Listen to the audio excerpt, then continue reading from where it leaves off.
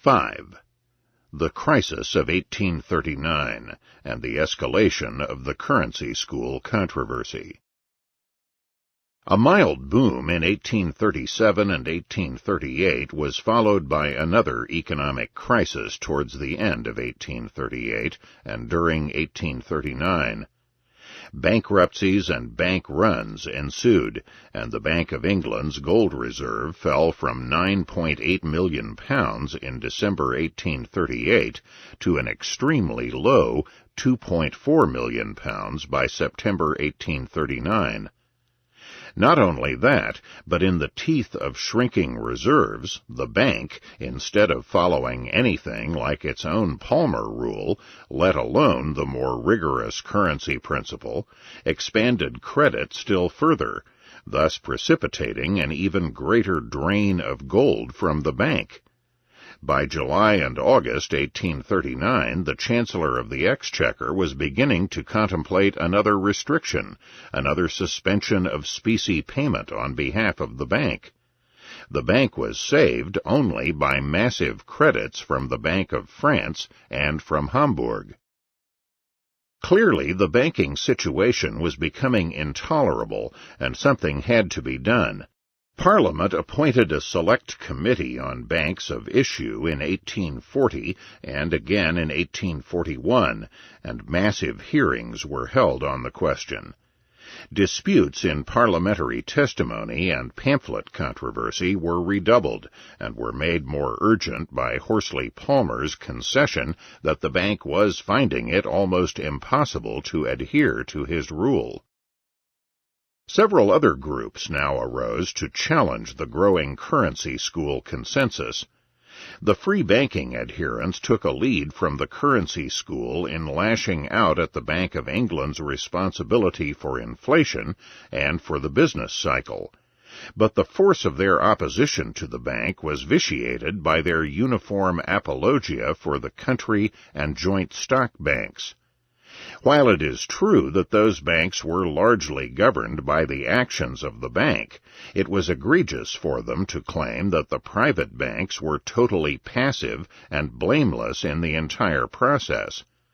The free banking school was particularly discredited by the fact that virtually all of its spokesmen, with the exception of Sir Henry Parnell, who died in 1842 in the middle of the controversy, were themselves joint stock or country bankers, so that the special pleading in their stance was all too evident. If this group had confined their advocacy of free banking to the largely political point that the bank would inevitably be more inflationary and dangerous than competitive banking, they would have been far more persuasive. But such restraint is not the usual practice of special pleaders. The only distinguished economist to take up the free banking cause was Samuel Bailey, the subjective value theorist. But Bailey had founded and was now chairman of the Sheffield Banking Company, and his fervent apologia was all too suspect. Bailey, indeed, was one of the worst offenders in insisting on the passivity of the country and joint stock banks, and in attacking the very idea that there is something wrong with worrying about changes in the quantity of the money supply. By assuring his readers that competitive banking would always provide nice adjustment of the currency to the wants of the people, Bailey overlooked the fundamental Ricardian truth that there is never any social value to increasing the money supply once the commodity is established, and that inflationary increases in bank credit take place as a process of fraudulent issue of fake warehouse receipts to standard money. Another school of thought arising in this period was the banking school, at this early point consisting solely of one prominent man, Thomas Tooke. Tooke, 1774 to 1858, was by now an elderly merchant in the Russian trade, who, born the son of a chaplain, had started working in St. Petersburg at the age of 15 and had become a partner in a mercantile firm in London. Long interested in economic matters, Tooke had been one of the founders of the Political Economy Club and continued to attend meetings of the club until his death. In the bullion controversy, Tooke was a staunch bullionist, and he strongly supported the resumption of specie payments in 1819. At best, however, Tooke was a confused and inchoate thinker, and whatever theoretical acumen he had was apparently warped beyond repair by decades of immersion in his life work, a 4-volume history of prices and of the state of the circulation from 1792, published from 1838 to 1848. Inductive play with his statistics was able to convince Tooke, for example, as early as his 1838 volumes, first, that high and rising prices during the Napoleonic periods were solely due to bad harvests, lowering the supply of farm products, as well as obstructions of foreign trade, while, second, falling prices after the war were caused by better harvests and the resumption of trade. Having concluded that, Tooke was able to press on in his 3rd volume of the History of Prices in 1840, and in his parliamentary testimony the same year, to launch the banking school with the absurd proposition, to quote from a crystal-clear formulation of Tooke 4 years later, that the prices of commodities do not depend upon the quantity of money indicated by the amount of banknotes, nor upon the amount of the whole of the circulating medium, but that, on the contrary, the amount of the circulating medium is the consequence of prices. To be fair to Tooke and his banking school colleagues, they did not mean, or profess to mean, to apply this old fallacy to inconvertible currency, as their anti-bullionist forebears had done, but only to convertible currency. But this did not make their analysis or conclusion one whit less absurd. The masterful critique by Torrens deserves to be quoted at some length. Torrens first points out that Tooke has the deserved reputation, which even he himself cannot destroy, of having shown by an extensive induction from existing and from historical facts that the value of everything declines as its quantity is increased in relation to the demand. But then, Torrens notes, Tooke turns his back upon himself by affirming that the value of money does not decline, as its quantity is increased in relation to the demand. Or, at least he affirms this for a convertible money standard. But Torrens concludes incisively that the effects of an increase are the same for convertible or inconvertible currency. The only difference is that there are limits to increases imposed by a convertible currency. Thus, Mr. Tooke falls into the misconception of imagining that the limitation to a further decline of value which convertibility imposes prevents the previous existence of the decline which it subsequently arrests. Like Adam Smith, the banking school was blithely assuming that the adjustments and restraints of redeemability were instantaneous, and therefore that no problems would be created in the actual processes of the real world. A particular rapier thrust against Tooke by Torrens 4 years later cannot be resisted. Throughout interminable pages of inconsistent affirmation in the multi-volume History of Prices, he reiterates the inference that the value of commodities has fluctuated in relation to money, and that therefore the value of money has not fluctuated in relation to commodities. The corollary proposition of the banking school, taken from the anti-bullionists and now brought again to the fore by Tooke, is that the Bank of England cannot increase the supply of money. As Tooke put it starkly, the Bank of England has not the power to add to the circulation. Even applying this claim only to convertible currency, as the banking school did, it is difficult to hold such a manifest absurdity at length. In practice, therefore, Tooke and the other banking school adherents usually modified this blunt statement to apply only to banknotes issued in loans to private borrowers, and not to purchases of government securities. To the question, "What's the difference?" the main contribution to Tooke's doctrine was made in 1844 by John Fullerton, namely, that notes issued in purchase of government securities are paid away and remain permanently in circulation, thus adding to the quantity of money, whereas banknotes are only lent and are returnable to the issuers, and presumably therefore do not add to the money supply. This was what Fullerton dubbed the principle of reflux, of notes returning to the banks. Once again, the incisive refutation came from Colonel Torrens, who pointed out that to carry any weight, the vaunted principle of reflux requires instantaneous repayment of all loans. Allow any interval to elapse between the loan and the repayment, and no regularity of reflux can prevent redundancy from being increased to any conceivable extent. The same, as well as many other strictures, apply to a variant of Fullerton's and others in the banking school, which, again, stemming from the anti-bullionists, held that banks can never over-issue notes, provided that their notes are only issued in the course of making short-term, self-liquidating loans matched by inventories of goods in process, the so-called real bills doctrine.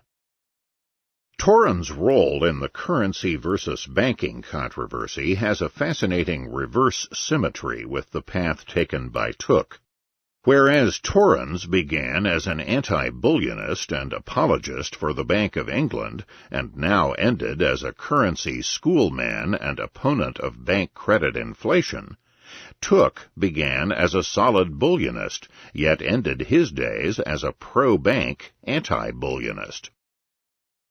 Among the various grave inconsistencies in the banking school approach, one particularly stands out. If it is true that banks can do no wrong, at least in a convertible currency, that they cannot over-issue notes or over-expand credit, and that even if they did, it could have no effect in raising prices or causing a business cycle, then why not adopt free banking? Why have a privileged monopoly like the Bank of England? Yet the banking school remained a determined enemy of free banking and devoted apologists for the bank. Thomas Tooke's most famous dictum was the striking, "Free trade in banking is synonymous with free trade in swindling." Fair enough. But if we analyze this pronouncement logically, and we find that banking is synonymous with swindling, then what is the rationale for placing the power of state privilege behind a monopoly swindler?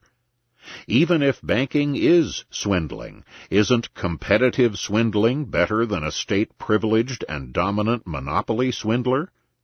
And yet, Tooke fiercely fought to preserve the bank and its exclusive privileges in London and environs. His only proposed reform was to induce the bank to hold a higher reserve of specie to liabilities. The one contribution of the banking school was to continue to emphasize, what Torrens knew but Lloyd and Norman did not, that banknotes and bank demand deposits were equal and coordinate parts of the supply of money. Because of their grave error on this point, in Torrens' case to dismiss deposits as always in a fixed ratio to notes, the currency school and its embodiment in Peel's Act left deposits as the big hole in their attempt to make the money supply conform to movements in gold. As we have noted, the currency school counterparts in the United States did not make that error. Free trade and laissez-faire thought was growing in dominance in Great Britain during this era, led by the intrepid merchants, manufacturers, and publicists from Manchester. But where to stand on the vexed question of banking? Should banking be free, or is fractional reserve banking really swindling, and therefore different from normal honest enterprise? Was Chancellor of the Exchequer Thomas Spring Rice correct when he stated in Parliament in 1839, "I deny the applicability of the general principle of freedom of trade to the question of making money"? Of one thing the men of Manchester were certain: there was no quarter to be given the Bank of England. Thus John Benjamin Smith, the powerful president of the Manchester Chamber of Commerce, reported to the Chamber in 1840 that the crisis of 1839 was caused by the Bank of England's contraction, following inexorably from its own earlier undue expansion of the currency. Smith denounced the undue privileges of the bank as the source of its control over the nation's economic life. Testifying before Parliament that year, Smith endorsed the currency school by criticizing the fluctuations of note issues by all the banks, as well as the Bank of England, and went on to state, "It is desirable in any change in our existing system to approximate as nearly as possible to the operation of a metallic currency. It is desirable also to divest the plan of all mystery, and to make it so plain and simple that it may be easily understood by all." Not only did he thus endorse the currency principle, he went further to endorse Ricardo's scheme of creating a governmental national bank for the purpose of issuing banknotes. A similar course was taken by Richard Cobden, the shining prince of the Manchester laissez-faire movement. Attacking the Bank of England and any idea of discretionary control over the currency, Cobden fervently declared, "I hold all idea of regulating the currency to be an absurdity. The very terms of regulating the currency and managing the currency I look upon to be an absurdity. The currency should regulate itself. It must be regulated by the trade and commerce of the world. I would neither allow the Bank of England nor any private banks to have what is called the management of the currency. I should never contemplate any remedial measure which left it to the discretion of individuals to regulate the amount of currency by any principle or standard whatever." Rejecting both private and central bank management, Cobden was perceptive enough to see that the goal was not free banking per se, but to have a currency that mirrors genuine market forces of supply and demand, that is, the fortunes of gold or silver money. He saw that the currency principle aimed to do just that, and hence his endorsement. And while his support for a government national bank of issue was too much like leaping out of the frying pan into the fire, it was understandable in the light of his refusal to trust the Bank of England to cleave to the currency path. "I should be sorry to trust the Bank of England again, having violated their principle, the Palmer rule, for I never trust the same parties twice on an affair of such magnitude." 6. The renewed threat to the gold standard. Thus a consensus was building rapidly after the crisis of 1839 on behalf of the currency principle. But perhaps the precipitating factor in bringing Sir Robert Peel and the establishment to enact the principle was a renewed threat to the gold standard. The gold standard had been the agreed-upon consensus of all parties since the 1820s, and since the return to gold, the assaults of inveterate statists and inflationists, like Birmingham's Atwood brothers, had faded away. But now, under the stimulus of economic crisis, fiat paper agitation and other inflationist threats to the gold standard surfaced once again. If Manchester was the home of laissez-faire and sound money, Birmingham, its sister manufacturing town in the north, had long been the home of state-sponsored inflationism. Economic recession struck the Birmingham area in 1841, and Birmingham moved once more to a powerful attack upon gold. Thomas Atwood himself had retired from Parliament 2 years before, but Birmingham's representatives were more than willing to take up the old cause. Atwood had been replaced by merchant and manufacturer George Frederick Muntz, who agreed with the former's currency views, and Richard Spooner, the Tory whom Muntz had defeated for the seat, was an inflationist and a banking partner of Atwood's. The following year, the Birmingham Chamber of Commerce, presided over by Richard Spooner, launched a furious campaign pressuring the Prime Minister, Sir Robert Peel, into going off gold. Muntz put out a new edition of an old anti-gold tract, and, roaring back to the wars, Thomas Atwood, as might be expected, published articles and wrote numerous letters on his currency nostrums. The most influential of this outpouring of Birmingham inflationism was the Gemini Letters, published anonymously by Thomas B. Wright and John Harlow of Birmingham, first as 35 letters in a country newspaper during 1843, and then in book form the following year as The Currency Question, the Gemini Letters. The Gemini plea was straight proto-Keynesian inflationism. Inconvertible paper money should be issued by the government in sufficient amount to stimulate consumer purchasing power and ensure full employment. In addition, the public debt should be inflated away. Thus, as Wright and Harlow put it, the proper plan, it appears to us, is to raise the capacity of the consumer by securing high wages and ample profits, and by these means making light the fixed national obligations of the people.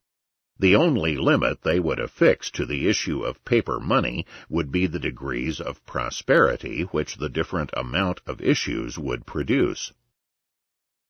There is every reason to believe that the Gemini Letters and the Birmingham agitation were influential throughout the country. Henry Burgess and his committee of country bankers used the interchanges between the Birmingham Chamber and Robert Peel to denounce the gold standard. Both the Times and the New Weekly Economist were forced to expend a great deal of energy in defending the gold standard from its unsound enemies. At any rate, it is known that Peel owned a copy of The Currency Question and marked key passages in the book. The threat to gold was reinforced by a renewed agitation to dump gold for a bimetallic gold-silver standard. Heedless of the fact that bimetallism never works in practice, since Gresham's law pushes the undervalued metal out of circulation and encourages the overvalued, the pro-silver forces found in bimetallism a way to support monetary inflation while remaining respectably in favor of precious metals as money. Silver supporters therefore began with a core from the fiat paper group, including Spooner, Matthias Atwood, George Muntz, and Henry Burgess, and added numerous bankers and businessmen, such as Richard Page, Henry W. Hobhouse, chairman of the Committee of Country Bankers, William D. Haggard, and the eminent banker Alexander Baring, now Lord Ashburton. 7. Triumph of the Currency School, Peel's Act of 1844.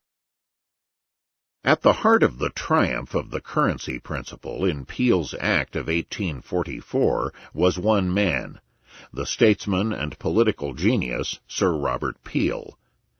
Peel has been habitually derided by historians as a confused middle-of-the-roader, a flexible political opportunist at best, a transitional figure unwittingly performing the historical function of ushering in the conservative and liberal party system in England. But, as Professor Boyd Hilton has helped to point out, Peel was a far different figure, a statesman in the best sense, a Tory liberal who was consistent and even unyielding in principle and purpose, and flexible and entrepreneurial only in attaining the best tactics to arrive at his fixed ideological goals. As Hilton has demonstrated in every important sense, economic, financial, and moral, Robert Peel was the John the Baptist, the founder, the progenitor of Gladstonian liberalism. During the 1820s, Peel was for most years head of the Home Office in Tory governments. He had long been opposed to Catholic emancipation and had even resigned his cabinet post in 1827 in protest at the accession to the prime ministry of George Canning, head of Tory liberalism and champion of Catholic rights. 2 years later, however, after the death of Canning, Peel, back as Home Secretary, was converted to Catholic emancipation as part of his ever-increasing devotion to the classical liberal laissez-faire cause. At his conversion, Peel had the good grace to honor the prophets and warriors for Catholic emancipation whom he had opposed for so long, Fox, Grattan, and Canning himself. From 1831 on, Peel headed the Tory, now Conservative, party, and also was the heart and soul of the Liberal faction of the party. Peel's great prime ministry took place in 1841 to 1846. Here he fought vigorously for a peaceful foreign policy, battling against the pro-war imperialist Palmerston wing of the Liberal Party, and managed to conclude peace with the United States in the menacing Oregon boundary controversy. Peel also managed to lower tariffs, but lost in his fight for all-out free trade. His great accomplishment on that front was victory over the furious opposition of the Tory agriculturists, led by Benjamin Disraeli, in the complete repeal of the infamous Corn Laws, which had for decades established an enormous import tariff on wheat. In this fight against the artificially high price of food, Peel was spurred by the growing famine in Ireland.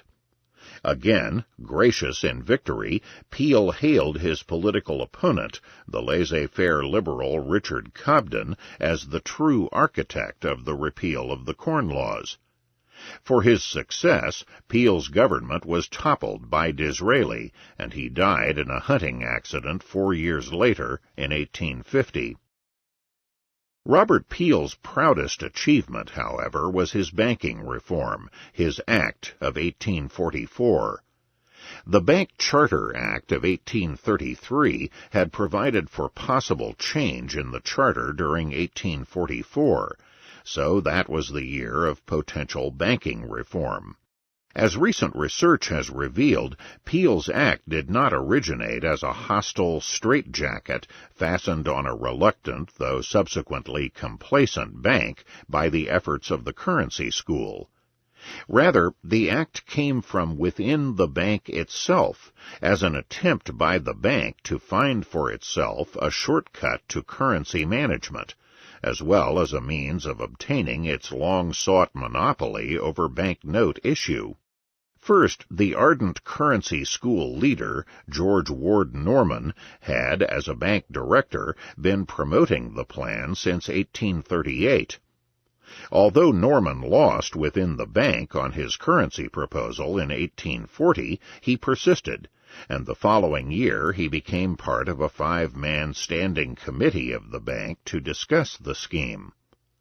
By January 1844, William Cotton, the governor of the Bank of England and a member of the Standing Committee, had been converted to the currency plan, and when, in early January, Peel asked Cotton and the deputy governor, J.B. Heath, also a member of the Standing Committee, to confer with him and Chancellor of the Exchequer Henry Colburn about fundamental banking reform, Cotton was ready.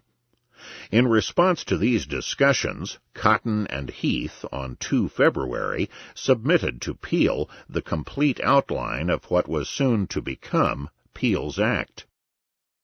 In essence, Peel's Act established the currency principle. It divided the Bank of England into an issue department, issuing banknotes, and a banking department, lending and issuing demand deposits. True to the rigid currency school separation of notes and deposits, deposits would be totally free and unregulated, while notes would be limited to a ceiling of £14 million matched by assets of government securities, roughly the extent of existing note issue. Any further notes could only be issued on the basis of 100% reserve in gold. The second main provision was to grant the Bank of England its long-sought monopoly of the note issue. This was not done immediately, but to be phased in over a period of time. Specifically, no new banks were to issue any banknotes. Existing banks were to issue no further notes, and the Bank of England might contract with bankers to buy out their existing notes and replace them with the bank's own.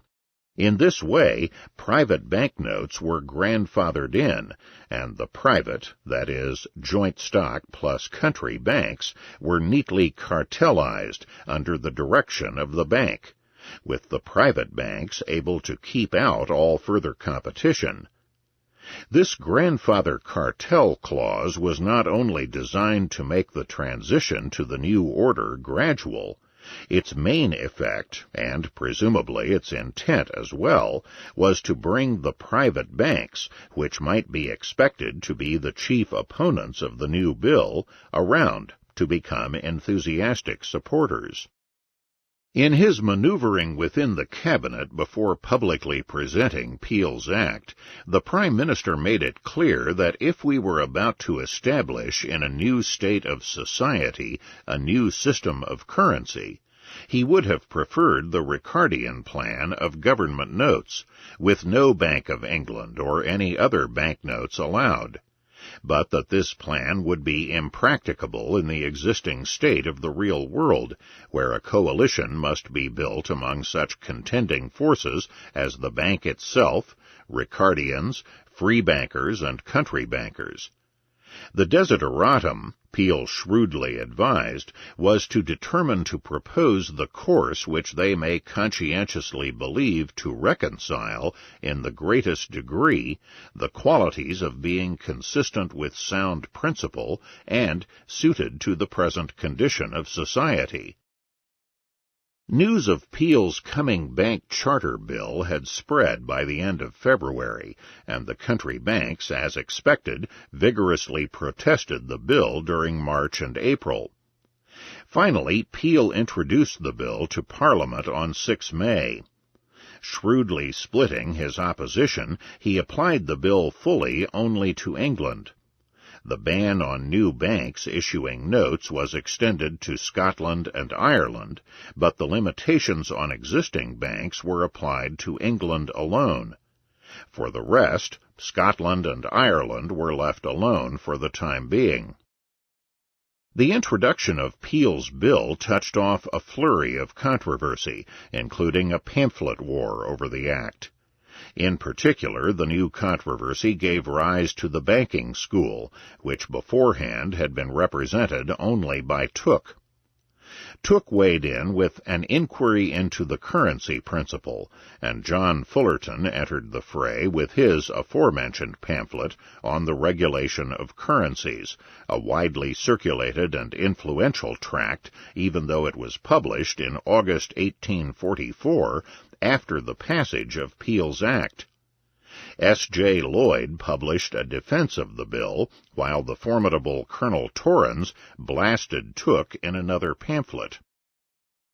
The new banking school was noteworthy for being more royalist than the king, more favorable to the Bank of England than the bank itself. In short, the banking school, along with most of the London bankers, favored the vesting of a monopoly of banknote issue in the Bank of England. Its quarrel was solely with currency principle restrictions on the bank's issue of notes. This was surely the kind of opposition that the Bank of England could live with. While the banking school correctly spotted the main weakness of the currency school in not treating notes and deposits alike, this objection was scarcely directed to extending any sort of reserve requirements to bank deposits as well as notes. On the contrary, they would have been all the more outraged by, say, a consistent Peel's Act that would have placed a 100% reserve requirement on all further bank liabilities, deposits as well as notes. One bit of curiosa about the emergence of the banking school is the lateness of its arrival, coming as it did almost when the fight over Peel's Act was over, and flourishing for a while after.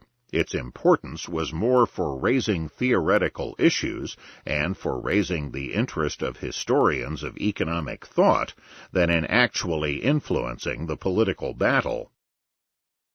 Another noteworthy aspect of the fray was the advent of a new and important star in the economic firmament, John Stuart Mill, 1806 to 1873, who joined the banking school side of the debate in an anonymous article, The Currency Question, in the radical Westminster Review.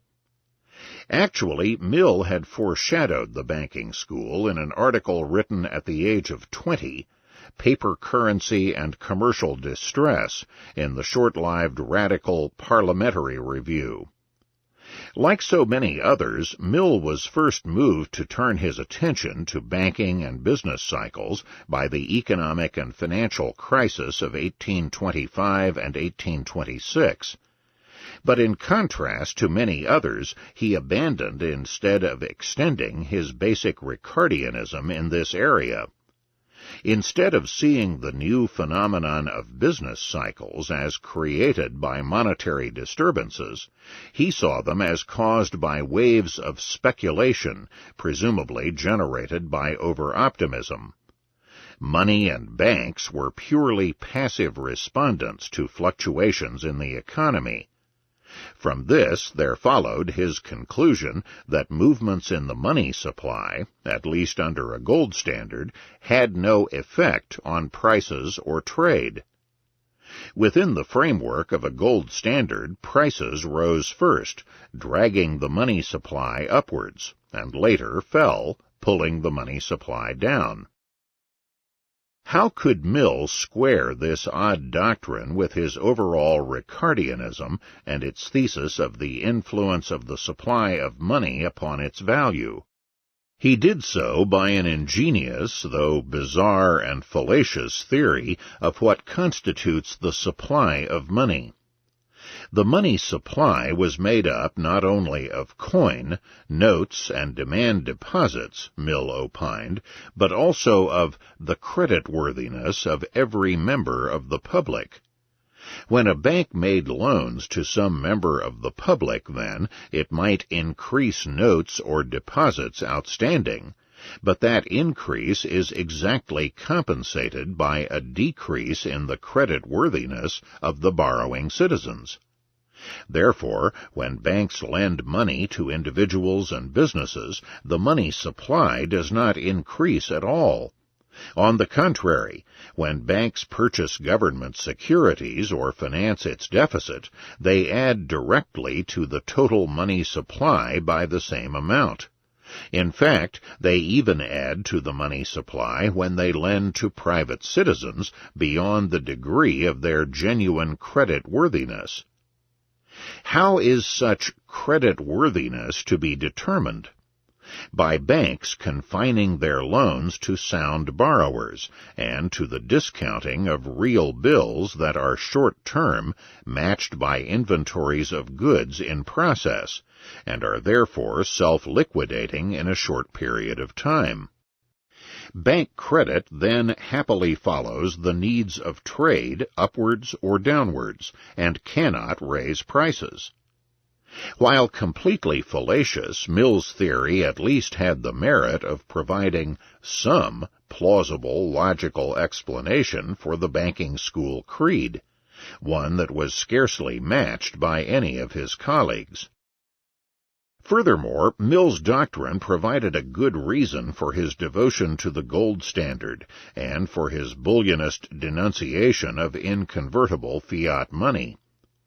Within his theory, if government or the central bank issues inconvertible fiat paper, that paper adds directly to the money supply and to inflation, rather than being neutralized by subtracting from creditworthiness. And, devoted to the gold standard, he remained. We have already seen Mill's denunciation of Thomas Atwood's inflationary fiat paper scheme in 1833. And what of the alleged free banking school, which Professor White has put forward as equally strong and vibrant to, and strictly separate from, the rival currency and banking schools? As White himself ruefully admits, they were nowhere to be found, their alleged devotion to free banking failing the most acid of all tests, when Peel's Act was about to bring all commercial banks under Bank of England control. For not only would the bank now have a virtual monopoly of note issue, but in order to obtain notes in exchange for cashed-in deposits, the other banks would now be obliged to keep the great bulk of their reserves at the Bank of England. White tries to explain away the defections of the free bankers as having been bought out by Peel's cartelization grandfather clause, for the banks could continue to issue at their current level, and no new competing banks would be permitted. But while this explanation is true enough, it raises the crucial question: how devoted were Professor White's heroes to free banking to begin with? Wasn't the free banking school simply a group devoted to the economic interests of the private commercial banks? Take, for example, the newly founded The Banker's Magazine, which had supposedly been a leading mouthpiece for free banking for the previous year. A writer in the June 1844 issue, while critical of the currency principle and the move towards monopoly issues for the bank, frankly approved the Peel Act as a whole for aiding profits of existing banks by prohibiting all new banks of issue. And let us take in particular James William Gilbert, 1794 to 1863, leading spokesman for the country bankers, manager of the London and Westminster Bank, and, according to Professor White, one of the main theoreticians of the free banking school. Gilbert, born in London and descended from a Cornish family, had worked all his life as a bank official and had written works on banking since the late 1820s. Since 1834 he had been manager of the London and Westminster Bank, continually clashing with the Bank of England. Despite Professor White's assurance that the free banking school men were even more fervent than the currency men in attributing the cause of the business cycle to monetary inflation, Gilbert held, typically of the banking school, that banknotes simply expand and contract according to the wants of trade, and therefore such notes, being matched by the production of goods, could not raise prices. Furthermore, the active factor goes from trade to prices to the requirement for more banknotes to flow in the economy.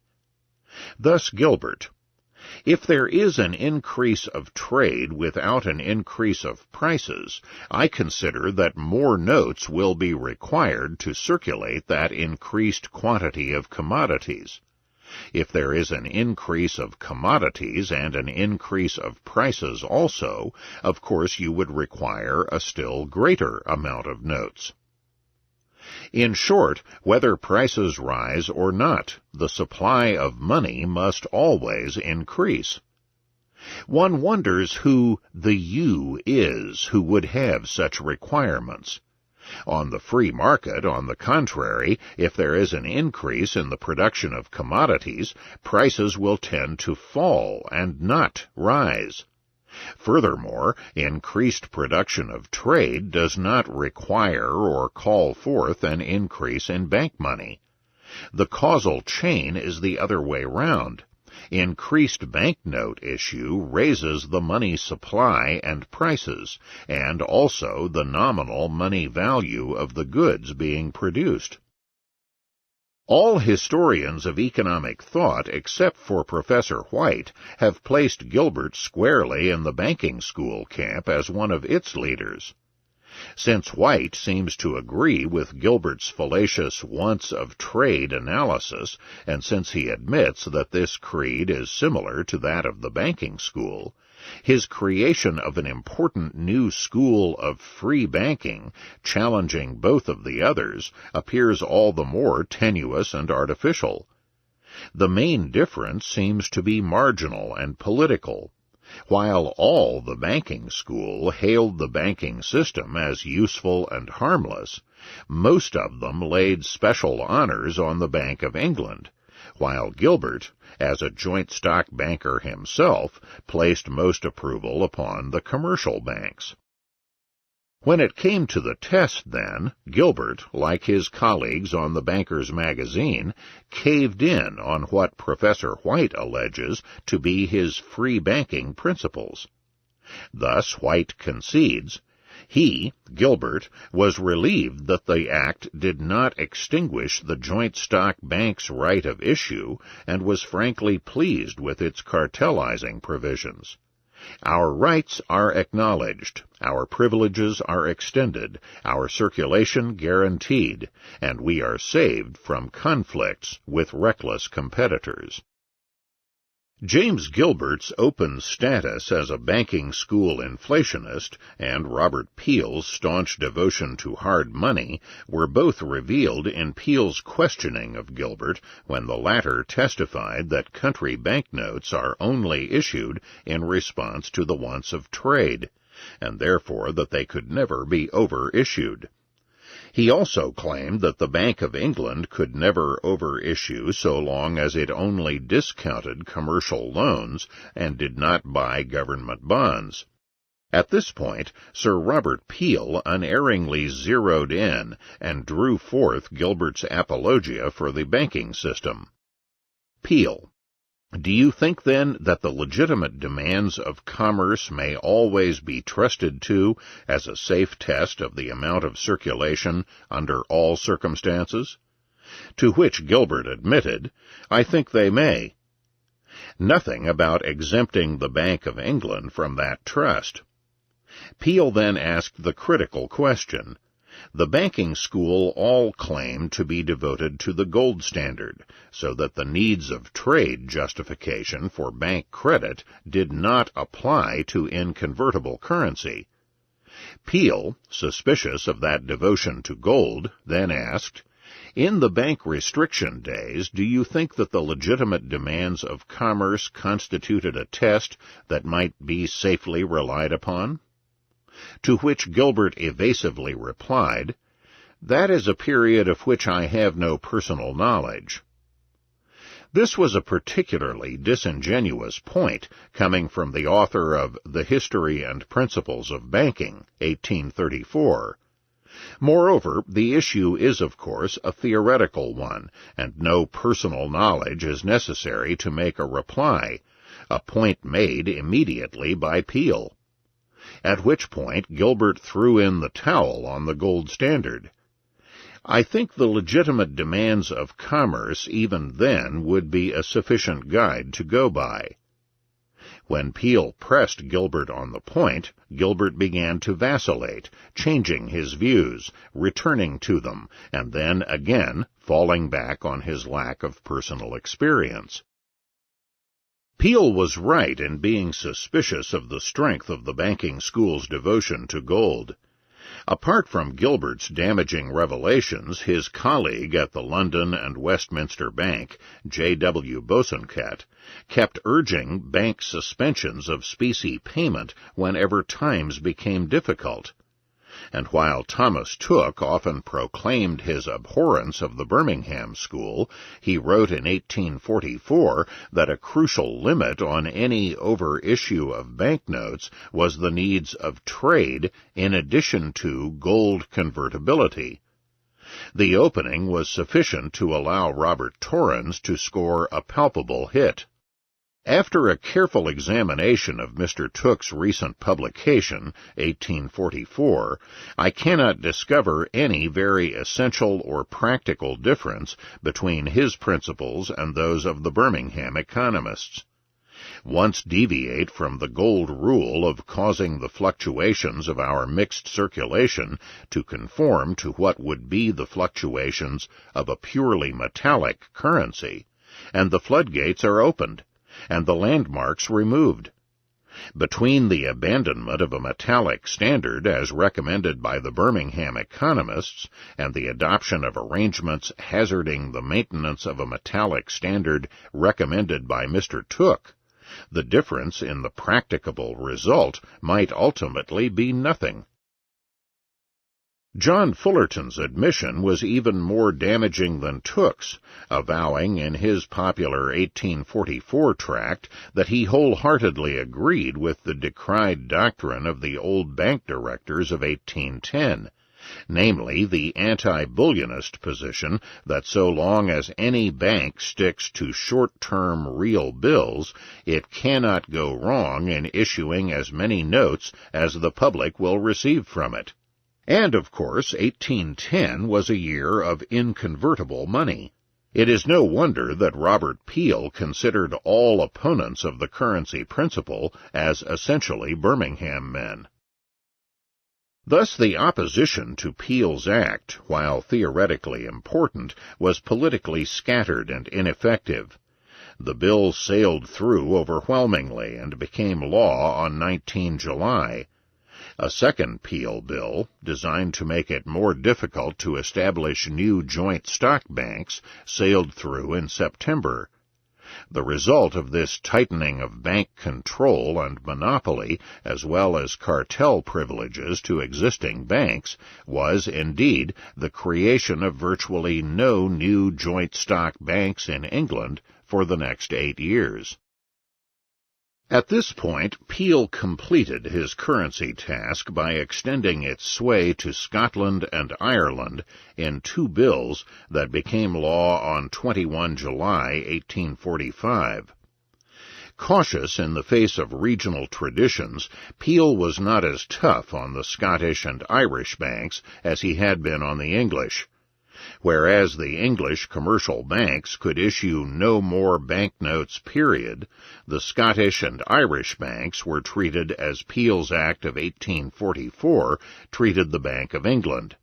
Their further banknote issues were limited to 100% gold reserves. Scotland had never had its banking restricted, having been free to establish joint stock banks and issue notes and deposits throughout Scotland. The Scottish bankers, however, like Gilbert and the English bankers, were easily bought off by cartel privileges even more lucrative than in England. As White admits, Peel in essence bought the support of all existing banks by suppressing potential entrants and competition for market shares. In addition, Peel shrewdly permitted the Scottish banks to keep the privilege denied to English banks, including the Bank of England, since the 1820s, of continuing to issue their cherished small £1 notes. The only important development in the year between the two Peel's Acts was the highly belated entry into the great debate of a new leader of the banking school, James Wilson, founder and editor of the notable new journal, The Economist.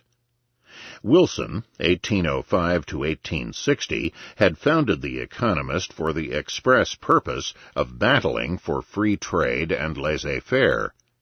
He criticized Peel's Act when it came up in 1844, but devoted most of his energies to free trade. Finally, in the spring of 1845, Wilson wrote a famous series of 9 articles on currency and banking in The Economist, attacking the extension of Peel's Act to Scotland and Ireland. Wilson took an orthodox banking school approach, except that each of his positions was so emphatic that the inner inconsistencies and contradictions of the banking school were brought out particularly starkly. Thus Wilson was far more emphatic and militant than Tooke or Fullerton about the importance of preserving the gold standard, so much so that Torrens was later to call Wilson the most able of the opponents of the Act of 1844. And yet, of the big four of the banking school, Tooke, Fullerton, Mill, and Wilson was the only one who stated flatly and clearly that short-term, self-liquidating real bills would be sufficient to protect the banks from overissue, even without specie convertibility. Thus Wilson declared that inconvertible paper notes might be issued to any extent that legitimate transactions required them, provided such issues were confined to the discount of good bills of exchange and to loans for short periods, without any risk of depreciation, because a larger quantity never could be so issued than was again shortly returnable to the bank in payment of such loans. In addition, of all the big four, Wilson was the friendliest to free banking and desirous of saving the alleged free banking system in Scotland. And yet, he also claimed that the Bank of England could never overissue in a convertible money system, which was quite the opposite of the free banking approach.